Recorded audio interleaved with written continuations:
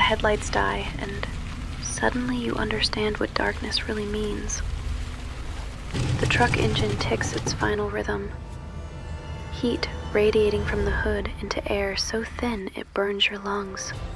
Towering pines press in from all sides, their canopy so dense it devours the stars whole. Only the moon survives, casting everything in stark silver relief, the trees, the rocks, your own trembling hands. You're 16. You shouldn't be here. The man beside you shifts in his seat. 43 years old, weathered face creased into something that might be a smile. He points into the wall of shadow ahead and speaks with the certainty of someone who's never doubted himself. This is where they come. Stay quiet, stay patient, and maybe we'll see one. Bigfoot. Your laugh comes out wrong. Too high, too nervous.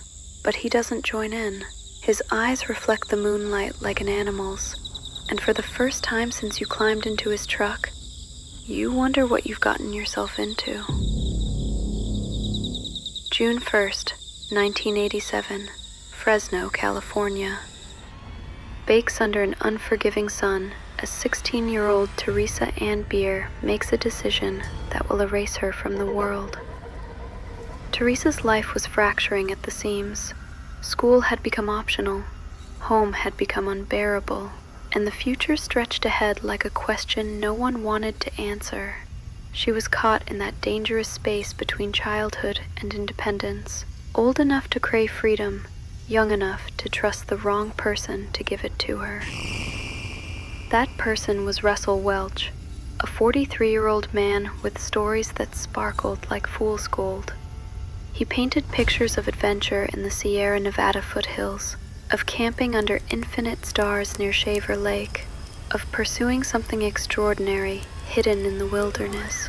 He was going to hunt for Bigfoot, he said, and he wanted her to come along, for reasons that died with her. She said yes. According to Welch, they made camp somewhere in the dense Sierra Nevada foothills. They spent time in the ancient forest, surrounded by trees that had watched centuries pass in silence. Then Theresa disappeared. Welch's first story was simple. She had walked into the trees and never emerged. He claimed he searched until his voice went raw from calling her name. He waited until the darkness became absolute. Nothing answered back. But simple stories crumble under scrutiny as investigators pressed harder, as the hours stretched into days of unanswered questions. Welch's narrative evolved. He maintained his innocence with unwavering insistence. She hadn't run away, he swore. He hadn't harmed her. Bigfoot had taken her. The Sierra Nevada foothills don't surrender their secrets easily. Sheriff's deputies and volunteers poured into terrain that seemed designed to swallow people whole. Ancient timber thick enough to hide an army, ravines that plunge without warning into darkness, streams that cut through granite like cold knives. Search dogs tracked scents that vanished into nothing.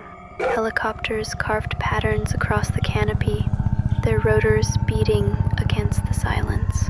Ground teams pushed deeper into wilderness that felt actively hostile to human presence. They found no footprints in the soft earth, no fabric snagged on branches, no disturbed ground where a body might rest. Theresa had simply ceased to exist. Welch was arrested on kidnapping charges, but the case was built on smoke. Without evidence, without even proof that a crime had occurred, the charges dissolved. He walked free, taking his impossible story with him. Picture the last sound Theresa ever heard. Pine needles crushing beneath her feet as she stepped away from flickering firelight into a darkness so complete it had texture. Imagine her final sight, a man's face half lit by flames, watching her go with eyes that held too many secrets.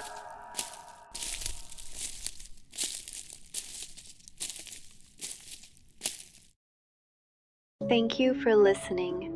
If you enjoyed the story, make sure to subscribe so you don't miss the next one. Check out my playlists for more true crime, mysteries, and cases that blur the line between reality and the unexplained. And remember, sometimes the shadows are watching you.